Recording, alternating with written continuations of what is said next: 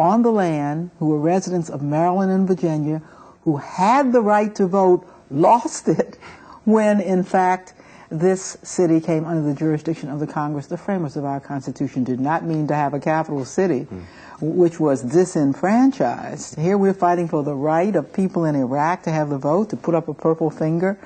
I have gone to Arlington Cemetery to bury D.C. residents who fought and got the right to vote. For people in Iraq, don't you think it's time for us to get the right to vote, is what we say to ourselves.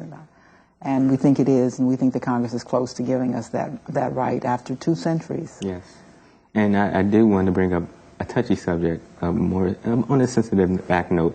Do you think there is a racial card being played in concern to the D.C. voting rights? Well, there was historically. For 150 years, mostly Democrats, my party, which was controlled by Southern people who were bigoted, kept any bill for self-government for the District of Columbia or voting rights from coming forward. Along around the early 1960s, the Democrats became the party of civil rights. Now, there may be some racial content here, but it has a lot of partisan content. Most Democrats support the bill.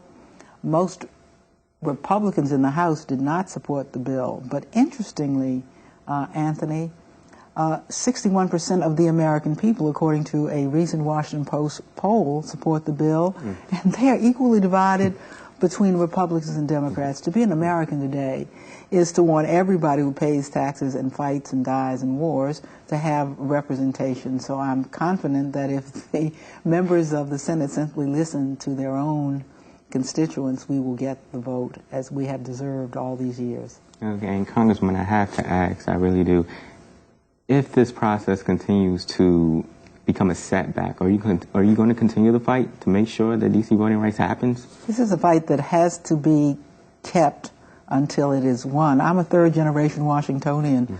My great-grandfather came here as a runaway slave. He found a kind of freedom, a freedom from slavery. But the same freedom that the whole country has, we have not gotten. I feel honored as a native Washingtonian to be able to carry this fight forward, win or lose. If we lose, then I just pick myself right up the way generations of Washingtonians have and keep fighting until we win it. All right, and as a last note, I do want to say, what would you say to Washingtonians out there who are fighting with you and want to continue fighting with you? What type of encouragement would you give them? I particularly want to say to the young Washingtonians that when I was going to D.C. public schools, the fight I look forward to is one I joined, and that was the fight for civil rights throughout the country. Now the fight for voting rights, for full freedom from the Congress of the United States, that's the fight for young people in this region, and especially in the District of Columbia. Okay, Congresswoman Eleanor Holmes Norton, I want to thank you for joining me here on Civics 101. I appreciate having your company. I hope you join us again pretty soon. Thank you, Anthony. This is certainly a public service you're doing for our young people. When we return, we'll have a panel of teens and young adults to get their take on the D.C. voting rights controversy. Civics 101, we'll be right back.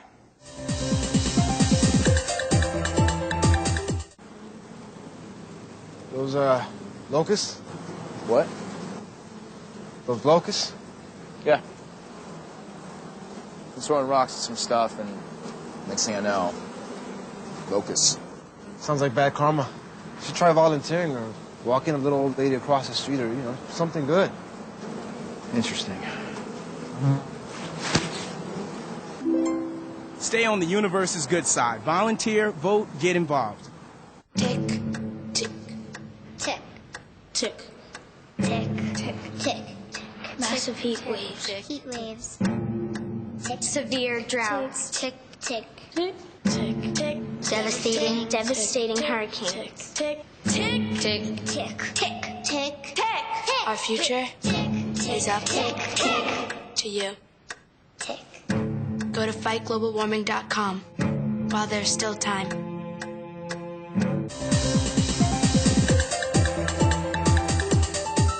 Welcome back to Civics 101. We've just heard from Washington, D.C. Congresswoman Eleanor Holmes Norton about the centuries-old voting rights issue that has plagued residents of Washington, D.C.